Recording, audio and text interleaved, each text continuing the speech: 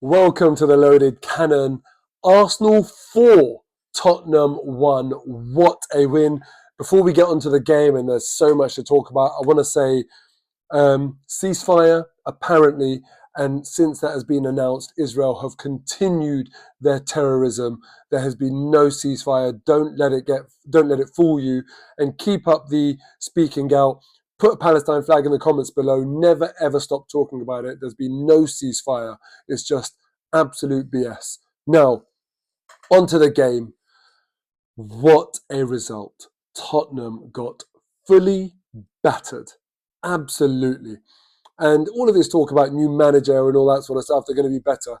Frank came to the Arsenal and got absolutely, I'm not going to use the word I was going to use, got absolutely finished.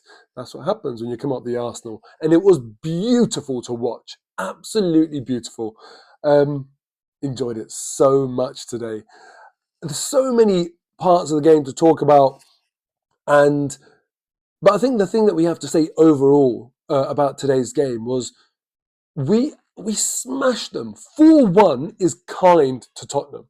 Genuinely, 4-1 is kind to Tottenham. Any less than that, and I would have been frustrated even with a 3-1 victory because, they should never have scored a goal. And let's admit, what a finish from Richarlison. Like, I find it so hard to compliment the guy because there's something about him that bugs me so much. That neck tattoo offends my taste. But look, he's come from hard beginnings and stuff. I should look past the annoying persona he has on the football pitch. He's a player that never smiles and is just like hard to like. But what a finish that was. And frustrating actually, because Mendy, I thought, he got caught for that goal. And it's probably the only successful tackle Tottenham had in the entire game. I can't even think of any others really. Such was their lack of fight, as Vicario said after the game. But, when you score a goal like that, usually in a game, you get to milk it, you get to celebrate, and you get to sort of have a bit of fun with it. But he didn't have any opportunity to do that because he knew they were getting absolutely battered, and he had to score a goal of that quality for them to even test David Raya. And David Raya today as well was a little bit, his distribution at times was a bit odd. It was a bit off, and I'm a bit torn as to whether I'd criticise his positioning for the goal that we conceded, but he almost the way he ran back for that, when you watch it back, he's not busting a gut to get back. It's almost like I don't know, did he think it was going over or something? Weird one. I would have thought he could have potentially got back to his line a little bit quicker to try and tip that over the bar, but still, amazing finish. And that's as good as it got for Tottenham. Other than that, Arsenal were absolutely phenomenal. Whilst Tottenham lacked fight, it's easy to lack fight when you have the wind taken out of your sails. I almost kind of feel like clearly that wasn't Tottenham's plan to turn up and not do anything, not show any fight, show any heart, to give Arsenal so much space and so much respect. I think that's because the gulf in class between the teams and also between the clubs, that's a longer term thing.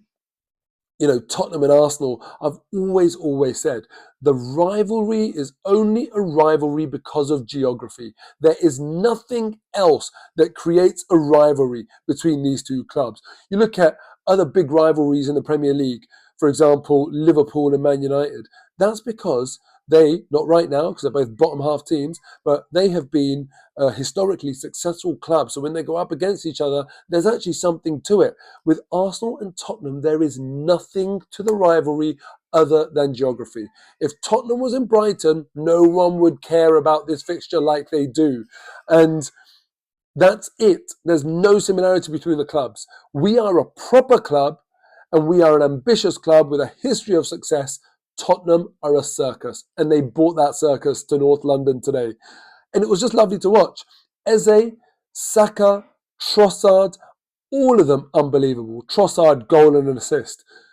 Eze, an unbelievable hat-trick. The first one in a North London derby in over 50 years. And when you consider, in just under 50 years, and when you consider some of the calibre of players, it's crazy to think that statistic exists, almost 50 years on. So what a dream for Eze, but we'll talk about that afterwards. And Bukayo Saka, not even assist, not even a goal today, but he was absolutely brilliant. Udogi, who I want to speak about, now he's Saka's doggy because Saka had him on a leash today, getting him to do whatever he wanted. It was embarrassing for Udogi today, and I'm going to have a bit of fun with this one before I get on to how good Arsenal were.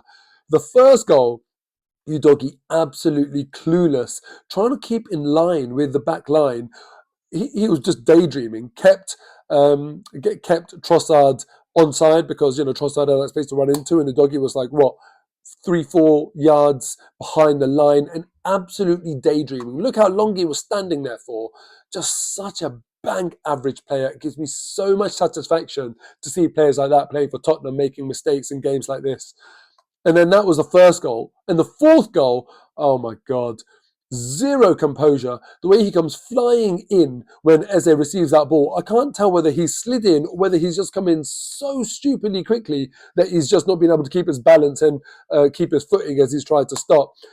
It's just, see him at fault for that, just absolutely hilarious. What a crap bang average player. Clueless, truly clueless and laughable. But let's not take away from the goals, right? The ball from Marino, absolutely fantastic. And Trossard, yes, he gets a bit of luck, you'd say, because Van de Ven comes back in and it deflects off of him. But when, even Van de Ven, I reckon in a good team, he'd be a good player. But the amount of times he uses his pace to get back, people might say other defenders would not even have got a touch on the ball for that Trossard goal. But when you are running back at that pace and lunging in, facing your own keeper in your own box to try and get a block on, you know you're in trouble. And the way Tottenham played today, it amazed me how much respect and time Arsenal players had in between the lines. And a player with the intelligence of Eze picked up on that very, very quickly. Marino took the benefit of that when he sort of vacated that 9 position. He was sort of trying to play in a little bit. And played that ball. And then Eze, it's almost like he saw that and thought, that's it, that's the position I'm going to stay in. Look at so many moments in that game, Eze just taking that position, and it was absolutely brilliant. What a moment for him. Post-match, it made me laugh because the interviewer on Sky Sports said to him, had things worked out differently and some of you could have been wearing the other shirt today. And he just said, let's not talk about that. And let's not, because Arsenal boyhood fan, playing for Arsenal in his first North London derby and scoring a hat-trick, that is what dreams are made of. Eze was living the dream for every single one of us today, and he's such a likeable character, just such a humble guy. And, the way he was praying for a hat-trick and it got delivered for him, how can you not be happy for Eze today? I am just absolutely buzzing for him. And it's just so nice to see him enjoying it so much. As an Arsenal fan, to see our subs, our injured players celebrating the goals. There's a real togetherness in this team. There's something special building in this team.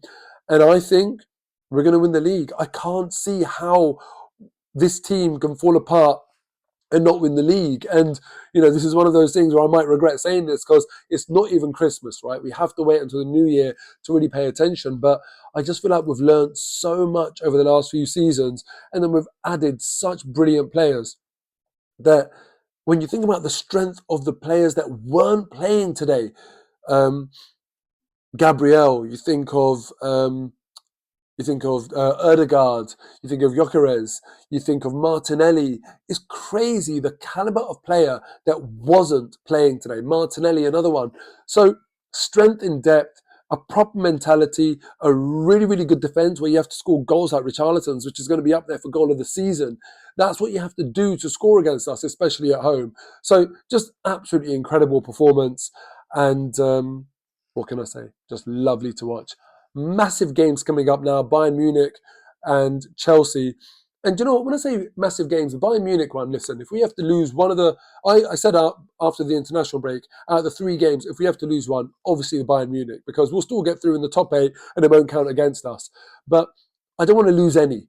And it's important to go and mix it with Bayern so we believe that domestically and in the Champions League, we can take on anyone and beat them. So that's why I want to go and beat Bayern. I want to go and beat Chelsea. That's the level of expectation that we have for this team now, because we are a proper team and we are the champions elect. Until next time, see you later.